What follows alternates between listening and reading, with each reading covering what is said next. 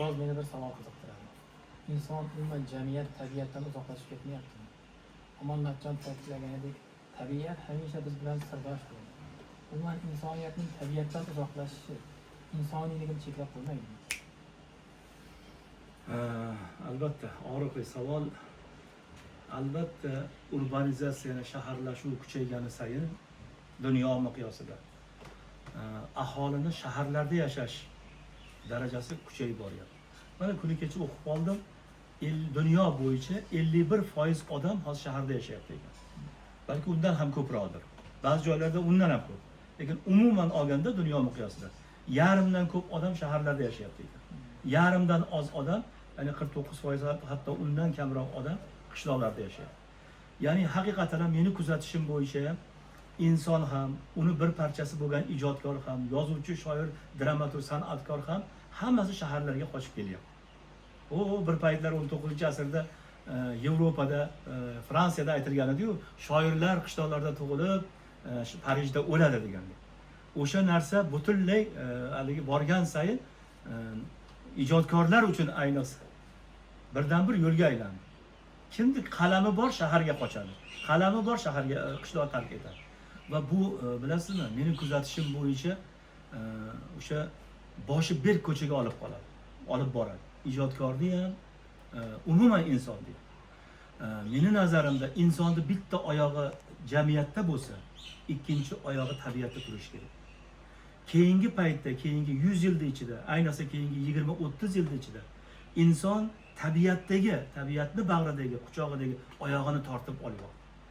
Va bu meni kuzatishim bo'yicha fojiaga olib boradi. Kunlardan bir kunda Farhod ishdan kelib kirsam, o'g'lim shaftoli yeb o'tirgan ekan.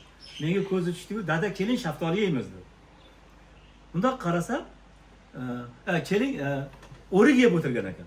"Dada, keling shaftoli yeymiz" dedi. Bunda qarasam, hammasi o'rik. Qani shaftoli desam, "Mana shaftoli" dedi.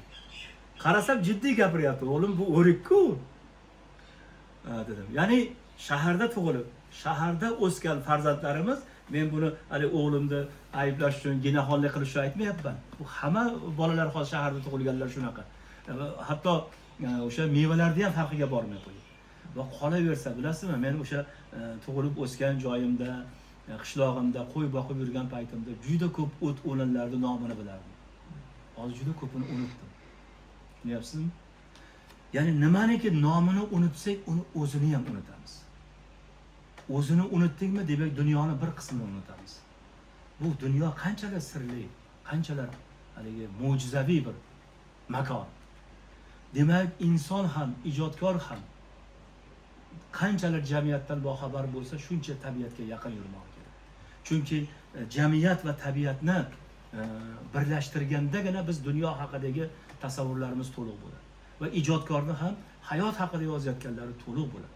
Bo'lmasa o'sha yarim yorti sifatida o'sha yarim haqiqatni, chala haqiqatni aytgan bo'ladi. Shuning uchun o'sha shaharlashuv kuchayyapti. Shaharlarda o'sha shaharlardan kam bo'lmagan parklarni, bog'larni, hayvonot bog'larini bunyod qilish kerak va kuchaytirish kerak. Va ularga sayohatni kuchaytirish kerak. Va shundagina o'sha shahardagi farzandlarimiz ham, o'g'il qizlarimiz ham tabiatga yaqin yuradi.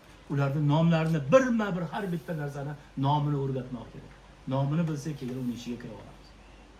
Shuning uchun bugungi inson ayniqsa ijodkor o'zini ijodida, o'zini dunyoqarashida, o'zini qalbida jamiyat va tabiatni, uni o'ziga xosliklarini jamajom qilmoq kerak bo'ladi.